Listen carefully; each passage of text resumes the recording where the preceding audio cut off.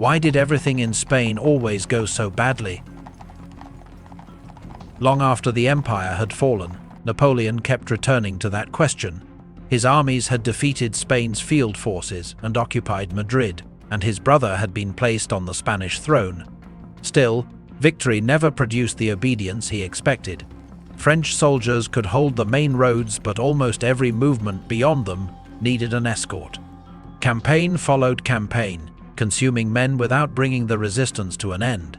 That distinction would matter whenever French troops moved beyond the roads they held. The disaster did not begin with a French defeat. It began when Napoleon entered Spain convinced that no serious war would follow.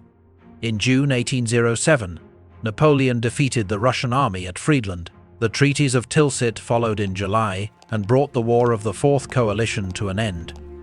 Tsar Alexander I entered a temporary partnership with France, while the defeated Prussian kingdom lost much of its territory.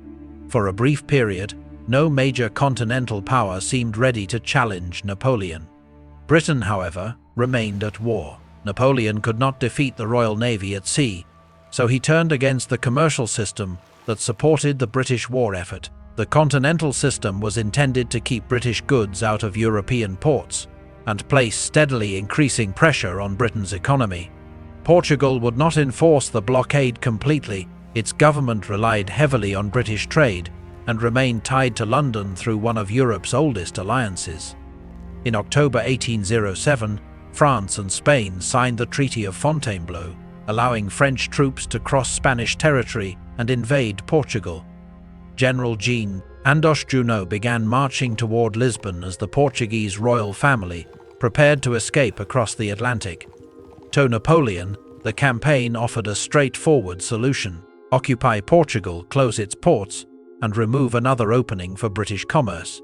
Yet the French troops entering the Iberian Peninsula did not stop at Portugal. New columns crossed the Pyrenees and occupied positions inside Spain.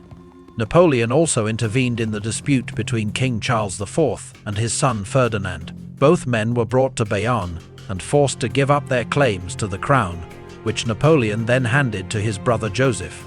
He expected the transfer to settle Spain's political crisis. Instead, uprisings spread across the country. Britain now saw a way back onto the European continent. During the first week of August 1808, approximately 14,000 British soldiers began landing at Mondego Bay in Portugal. Their commander was Lieutenant General Arthur Wellesley, a name Napoleon had little reason to notice at the time. That would not remain true for long. The British landing was still 9 months away when the First French Army entered the Iberian Peninsula. Under the Treaty of Fontainebleau, Spain had agreed to support an invasion of Portugal and let French troops use its roads. General Jean Andos Junot received command of the operation, and his corps contained roughly 25,000 men when it started south in the autumn of 1807. Napoleon wanted Lisbon occupied before Portugal could organize a defense or receive British assistance. Speed mattered more than keeping Junot's corps together. The French pushed across western Spain and into Portugal, on roads that became harder to use with every stage of the advance. Food deliveries fell behind. Men dropped out through sickness and exhaustion, while the artillery and transport columns struggled to keep moving. The Portuguese government knew it could not defend Lisbon against the approaching army. It also understood that if the royal family remained, Napoleon might control the kingdom through the court. At the end of November, the family boarded Portuguese ships under British protection and sailed for Brazil. Government officials, servants, records, and part of the treasury went with them, allowing the monarchy to continue ruling from across the Atlantic. Junot's advance guard entered Lisbon on the 30th of November. Only part of his original corps had reached the city in effective condition, but organized resistance had ended before a major battle was fought. French troops occupied the capital and began enforcing Napoleon's blockade against Britain. Viewed from Paris, the operation looked successful. Portugal had been pulled out of Britain's commercial system, and its principal port was in French hands. The agreement with Spain had done what Napoleon needed it to do, but the French army did not begin leaving the peninsula. Additional formations were already approaching the Spanish frontier, carrying orders that had little to do with Portugal. The route opened for Junot had also given Napoleon access to Spain itself. Nothing in the agreement required the Spanish government to treat those later troop movements as an invasion, which delayed a clear response. The next French columns did not follow Junot toward Lisbon. General Pierre Dupont entered northern Spain with another corps and moved toward Valladolid. Marshal Bonne, Adrien de Montcy followed during the winter, while General Guillaume Duhesme advanced into Catalonia. By early 1808, French troops stood in several regions of Spain. Although France and Spain were still formal allies, their commanders did not open the campaign by attacking Spanish armies. Instead, they took the places that controlled movement. During February and March, French troops gained possession of the citadel at Pamplona, the fortress of Barcelona, and important positions at San Sebastián and Figueres. Some were seized by sudden action after French soldiers had already been admitted as allies. No declaration of war had been issued, and no organized frontier campaign had taken place. The value of the captured positions was immediate. Pamplona and San Sebastián guarded approaches from France into northern Spain. Barcelona and Figueres secured routes through Catalonia. With French garrisons inside them, new formations could cross the Pyrenees with less risk, and supplies could move through protected strongpoints behind the advancing troops. Spain's government received reports of each occupation, but did not order general resistance. King Charles IV depended heavily on his chief minister, Manuel Godoy, whose political position had become increasingly unstable. Many Spaniards blamed Godoy for the French alliance. Supporters of the king's son, Ferdinand, believed the prince should replace both the minister and his father. Napoleon already knew about the conflict inside the royal family. It allowed him to expand the French presence without immediately uniting the Spanish court against him, because each faction still hoped French support might improve its own position. Along the army's routes, the occupation was becoming harder to disguise, especially for the officials expected to house and supply units that no longer appeared to be heading toward Portugal. French officers demanded quarters, food, horses, carts, and money. Spanish officials had been told to assist an allied force, but the number of soldiers kept rising. Units supposedly connected to the Portuguese campaign were stationed far from Portugal, and French patrols controlled roads leading toward Madrid. In March, Marshal Joachim Murat entered Spain as Napoleon's senior commander and continued toward the capital. His army was no longer passing through the country. It was taking positions from which France could determine what happened next. Spain still had a king and an army, but its government was steadily losing the ability to use either without French interference. Murat entered Madrid on the 23rd of March, 1808. The Spanish royal court had already moved south to Aranjuez, where the conflict surrounding Manuel Godoy was becoming impossible to contain. Godoy understood that the French presence was no longer limited to the Portuguese campaign. He considered moving the royal family farther south, close enough to the coast for ships to carry them beyond Napoleon's reach. His opponents described the plan as an attempt to abandon Spain. Unrest broke out at Aranjuez during the night of the 17th of March. Soldiers and civilians hostile to Godoy searched his residence, while supporters of Crown Prince Ferdinand moved against what remained of the minister's authority. After hiding for more than a day, Godoy was discovered and taken into custody. King Charles IV dismissed him and abdicated on the 19th of March. Ferdinand became king and entered Madrid 5 days later, welcomed by people who believed the political crisis had ended. Napoleon did not accept the settlement. Charles soon claimed that he had abdicated under pressure. Ferdinand, meanwhile, needed French recognition because Murat's troops controlled Madrid and the main northern approaches. Father and son both turned to Napoleon to decide which Bourbon should rule Spain. Napoleon invited Ferdinand to meet him. The young king traveled north and crossed into France before reaching Bayonne on the 20th of April. Charles, Queen Maria Louisa, and the captive Godoy arrived soon afterward. The dispute was now being settled outside Spain, in a town controlled by Napoleon and guarded by French troops. Ferdinand wanted his crown confirmed. Charles wanted his abdication reversed. Napoleon intended to leave neither man on the throne. The negotiations continued, while the Spanish princes remained separated from the government and army that might have supported them. In Madrid, Murat prepared to remove the few members of the royal family who had not yet left. That decision carried the crisis out of the palaces and into the streets. On the morning of May 2, a crowd gathered outside the royal palace in Madrid.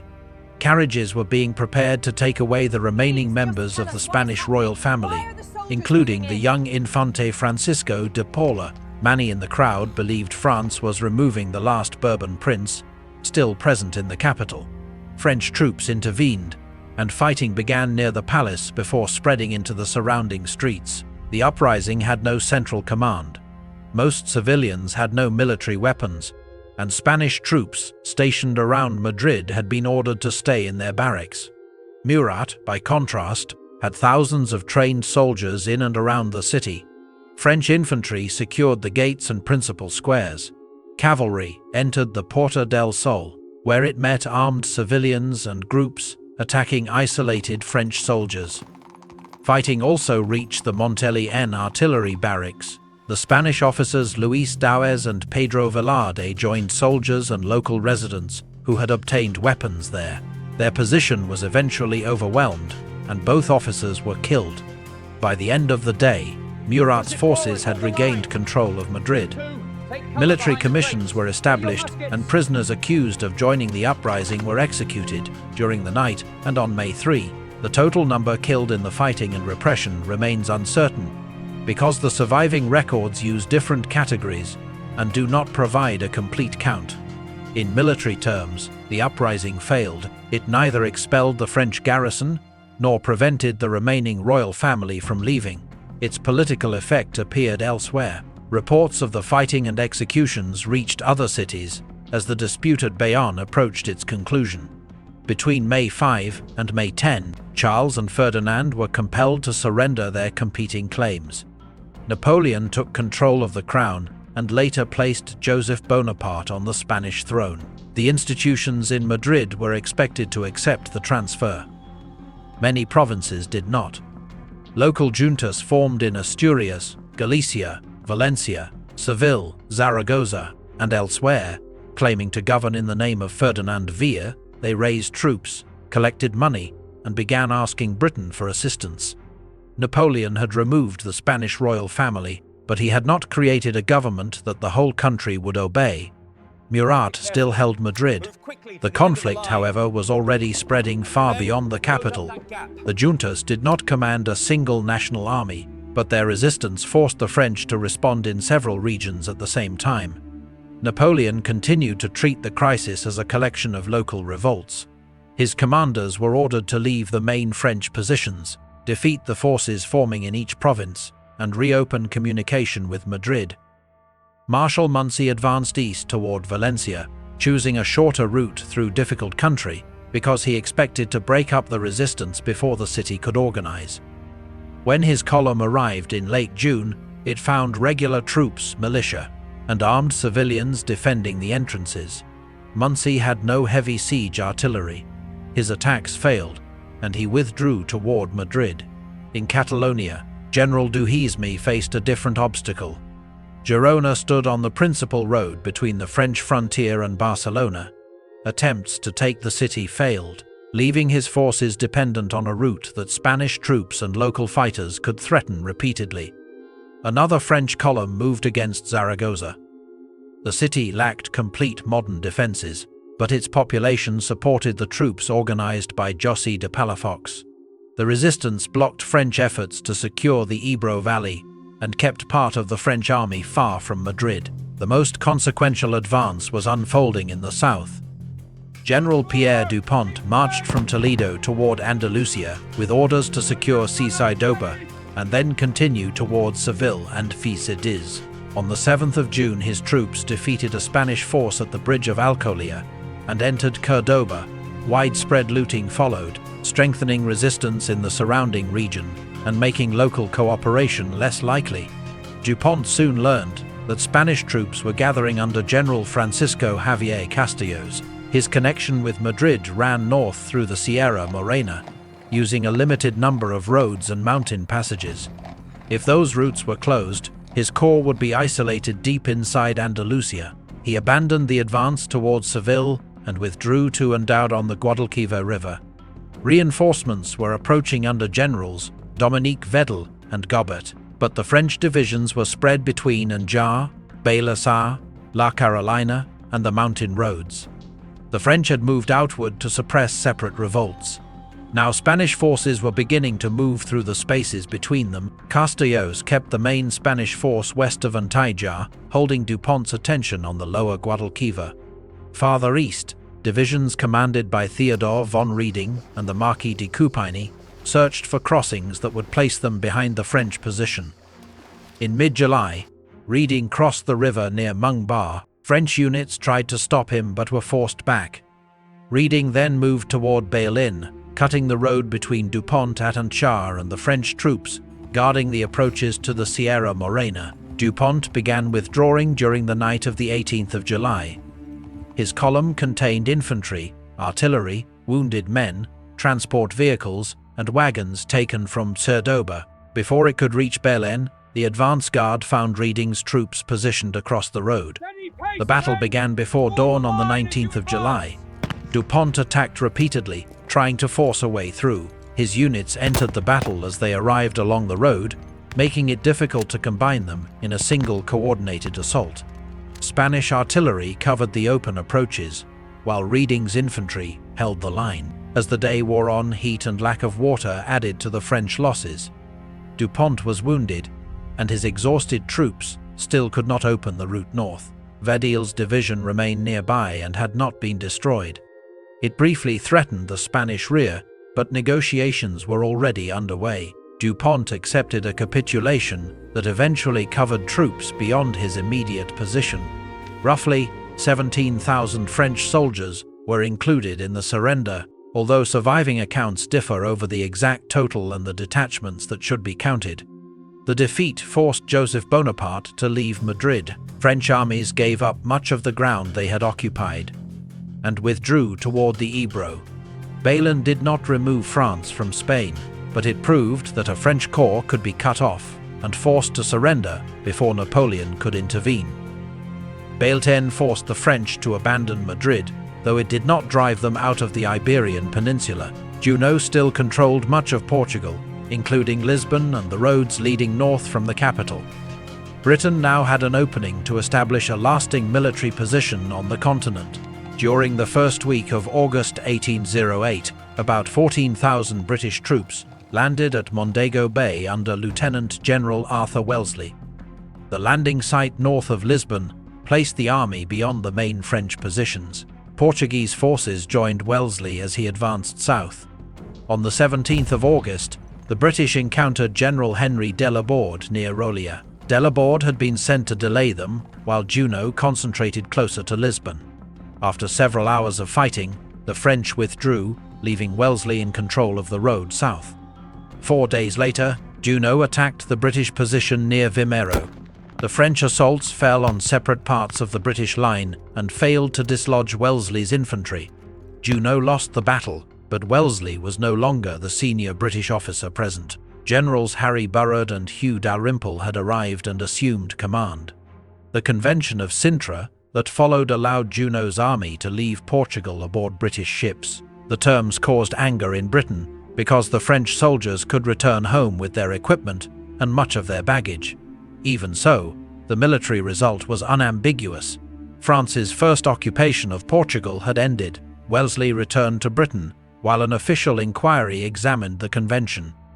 British forces stayed in Portugal, where the Royal Navy could bring in troops and supplies without relying on roads through Spain. Bailén had already made Napoleon's position more dangerous. Spanish resistance threatened his forces inside the peninsula, and Britain now possessed a dependable route back into it. Napoleon concluded that his marshals had been given enough time. He would direct the next campaign himself. Napoleon transferred experienced formations from Germany toward the Pyrenees. He reorganized the troops already in Spain into separate corps, backed by cavalry reserves and the Imperial Guard, and entered northern Spain in early November 1808. After Bailén, the Spanish armies had advanced across a broad front, stretching from the northern coast to the upper Ebro. Their commanders answered to different regional authorities, and no single headquarters directed the whole movement. The armies could advance on the same broad front without being able to support one another quickly when the French struck. Napoleon intended to attack before they could concentrate. His first objective was the Spanish center near Burgos. On the 10th of November, Marshal Jean-Baptiste Bessières attacked the army, commanded by the Count of Belvedere near Gamonal. The Spanish position collapsed, and the French occupied Burgos. Napoleon now controlled the principal road south toward Madrid, and could turn against the Spanish armies on either side. In the north, General Joton Blake tried to withdraw through the mountains after French forces threatened his communications. His army was overtaken near Espinosa de los Monteros. 2 days of fighting weakened it and pushed the surviving units westward. The eastern armies remained separated from Blake. General Francisco Javier Casteros and the forces associated with José de Palafox were gathering near Tudela, but disagreements delayed their deployment. Marshal Jean Lannes attacked on the 23rd of November, broke the exposed Spanish positions, and forced the defenders to retreat in different directions. Within 3 weeks, the principal Spanish armies covering the northern approaches had been defeated or dispersed. Napoleon could now move on Madrid. The direct road crossed the Sierra de Guadarrama at the Somosierra Pass. Spanish troops under General Benito de San Juan blocked it on the 30th of November, placing guns along the rising road and infantry on the surrounding slopes. French infantry pressed the Spanish flanks. A squadron of Polish light cavalry from the Imperial Guard then charged up the road toward the batteries. The cavalry suffered heavy losses, but passed through the gun positions as pressure mounted across the Spanish line. The defense gave way, and the road to Madrid opened. Napoleon reached the capital on the 2nd of December. Madrid had armed defenders, but lacked the fortifications and organized field army needed for a prolonged defense. French troops attacked the Retiro position overlooking the eastern side of the city. After it fell, the defenders had little prospect of preventing a full assault. Madrid capitulated on the 4th of December. In less than a month, Napoleon had reversed the consequences of Bailén. He had divided the Spanish armies before they could unite, forced the mountain road, and regained the capital. The campaign seemed to confirm his judgment that a concentrated French army under his personal command could defeat every organized force placed in its path. Capturing Madrid, however, settled only the part of the war that could be decided by capturing a city. Joseph Bonaparte could return to Madrid, and French columns could once again use the roads through the capital.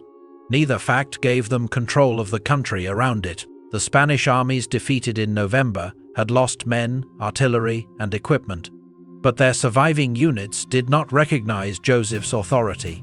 Provincial juntas kept raising troops, and new formations assembled outside the areas occupied by France. Zaragoza remained in resistance. Armed groups operated along the roads between French garrisons, attacking couriers and small detachments when the opportunity arose. They varied greatly in size and organization, yet they forced the French to protect movements that would have been routine in friendly territory.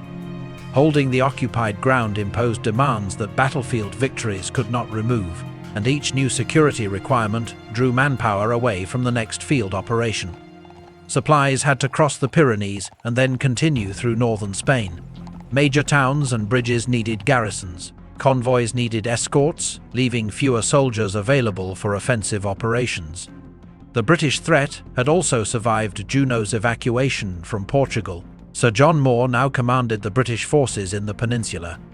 During December, he advanced from Portugal into northwestern Spain, hoping to support the Spanish armies and threaten French forces near Burgos. By the time he learned how completely Napoleon had broken the Spanish front, his own army was exposed. Moore changed his objective and moved toward Sahaddon, where his presence threatened Marshal Soult's corps and French communications in the north. Napoleon could not leave that threat unanswered. He had entered Spain to destroy the Spanish armies and restore Joseph's government. Madrid had surrendered, but a British army was now operating behind the direction of his advance. The campaign had seemed finished. Napoleon turned away from Madrid and began another pursuit. When Moore learned that Napoleon was approaching with a much larger force, he ordered a retreat toward the Galician coast. The British needed to reach a port before the French closed the route. Napoleon advanced northwest through the mountains, while Moore withdrew through Astigar toward Acoru. The pursuit drew a major French force away from Madrid and Portugal, buying the British time to continue west. By early January 1809, Napoleon understood that the retreat was already far advanced. He handed the pursuit to Marshal Soult and went to Valladolid, where reports from Central Europe now required his attention. Austria was preparing to challenge France again. The losses and continuing commitments in Spain had encouraged Vienna to believe that the French military position in Germany was weaker than it had been after Tilsit. Soult continued to the coast. On the 16th of January, his army fought Moore outside Acoru. The British held their position long enough for most of the troops to embark aboard Royal Navy transports. Moore was mortally wounded in the battle, but his army escaped destruction. The next day, Napoleon left Valladolid for France. He believed the principal Spanish field armies had been broken, and that his marshals could complete the occupation. Joseph retained the throne, and French troops again held Madrid and the principal routes through northern Spain. The war went on without the emperor. Spanish armies returned after earlier defeats. Local armed resistance continued to pressure French communications, while Britain kept Portugal open as a base for future campaigns. Arthur Wellesley came back in 1809 and gradually built an army that France could not remove from the Peninsula. 6 years after the invasion began, Joseph's kingdom had disappeared. French forces had been driven across the Pyrenees, and the Allied army from the Peninsula had entered southern France. Napoleon had crossed into Spain expecting a short political settlement backed by military force. He removed one royal family, installed another, and defeated every major army he faced during his personal campaign. The victories were real, but none of them ended the conflict. The question from the beginning can now be answered. Spain kept going badly because Napoleon treated control of its capital and principal roads as proof that he controlled the country. He entered Spain believing there would be no serious war, then left his marshals to fight one that military victory alone could not finish.